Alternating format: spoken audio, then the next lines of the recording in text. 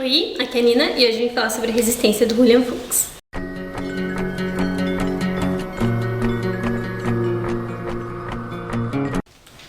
A Resistência é o livro vencedor do Jabuti do ano passado, 2016, e tá nas minhas melhores leituras de 2016 também. Quem já viu o vídeo, vou deixar ali embaixo, já anotou. E eu acho bem difícil falar sobre ele porque foi um livro com o qual eu tive muita identificação e conexão. Então, desde o começo, ele me pegou muito forte nessa parte emocional. E eu nem sei se eu estava apta a analisá-lo de uma forma mais racional por conta de tudo isso. Mas eu acredito, né, que eu não estou pecando ao indicá-lo como uma excelente leitura, inclusive por ter vencido o Jabuti. Eu já estava interessada por ele antes. Eu vi uma entrevista com o autor no canal Literatórios. Eu vou deixar a entrevista ali embaixo. Deem uma olhada, que é excelente. Então, pela entrevista eu fiquei super interessada. E ele não estava muito fácil de encontrar até ele vencer o Jabuti. Depois ficou fácil. E assim que chegou eu tava bem louca pra ler.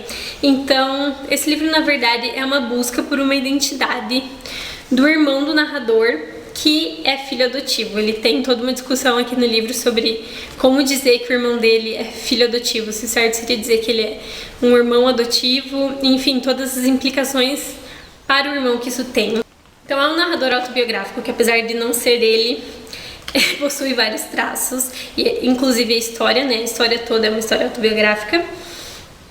E ele vai então em busca dessa identidade do irmão, de descobrir quem o irmão é como pessoa, através da história da família. Então, os pais dele nasceram na Argentina e ele vai para a Argentina para tentar criar uma conexão com essa história e compreender as coisas que ele deseja compreender. Então, os pais eram militantes políticos de esquerda no período da ditadura, 2 psiquiatras, e eles adotam uma criança durante esses acontecimentos, durante essa ditadura. E como esse irmão é na verdade praticamente a salvação da família, porque eles tomam a decisão de vir para o Brasil, que é uma medida temporária, pela ditadura estar chegando perto deles, né? Então, amigos interrogados e pessoas queridas desaparecendo, e não só para protegê-los, mas para proteger essa criança que faz parte da família agora, que eles vêm para o Brasil, e aqui no Brasil vêm a ter os outros filhos. O Brasil, que era para ser um lar temporário, acaba se tornando a moradia definitiva deles. Então, o narrador vai em busca de todas essas coisas, ele vai mesclando, né, a busca dele por esses locais onde os pais estiveram, com lembranças tanto do irmão quanto da família. Então, de momentos em que existiram situações constrangedoras para o irmão pelo simples fato dele não ser filho biológico, como situações em que ele, criança, acabou criando algum embaraço no irmão por conta disso, e momentos em que o irmão foi simplesmente o irmão dele e fez muitas coisas por ele. Outras ocasiões em que ele se arrepende do que ele fez, de brigas cotidianas, de como o irmão ao mesmo tempo era um alento, né? Eles dividiam o quarto por muito tempo. E vai chegar, obviamente, no período atual, na briga de família que eles tiveram, que culminou nessa necessidade dele querer compreender esse irmão e compreender o que é que de diferença faz por uma pessoa ser filha adotiva, e como a situação acaba ficando ali no fim das contas. Então, o tema central é essa questão do irmão, e é um drama familiar, vai falar sobre toda a relação pessoal, não apenas do irmão. Como nós temos muito dos nossos pais, como pro autor é difícil concordar com algumas ações que os pais tiveram, ao mesmo tempo em que eles parecem muito com eles em vários outros sentidos, e também vai falar a respeito da ditadura. Então, tem alguns episódios que narram de forma muito suave coisas complicadíssimas da ditadura, que no Brasil não era muito diferente. Então é um livro bem curto, eu li de uma vez só, mas como é um livro com o qual eu tive uma identificação muito profunda, mas não vou falar muito a respeito, enfim.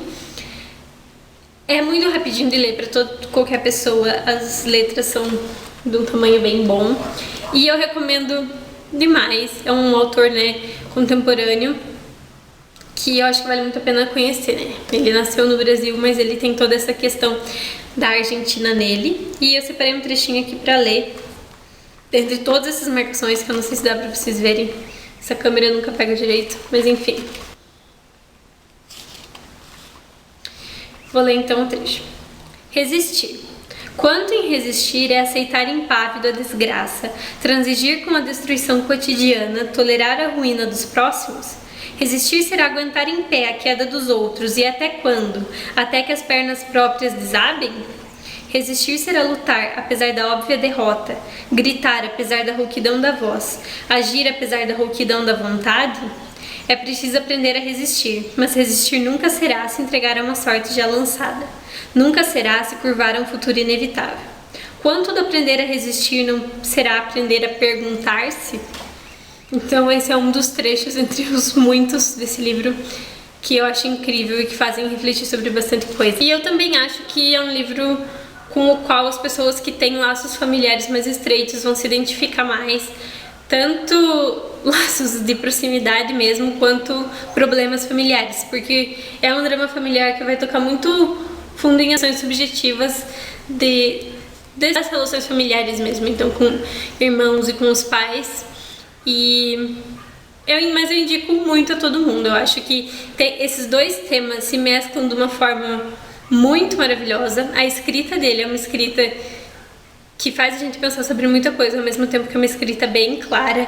Passou muito rapidinho a leitura pra mim e espero que alguém se interesse em ler e que consiga emocionar alguém como me emocionou. Então, era isso. A gente se vê no próximo vídeo. Tchau!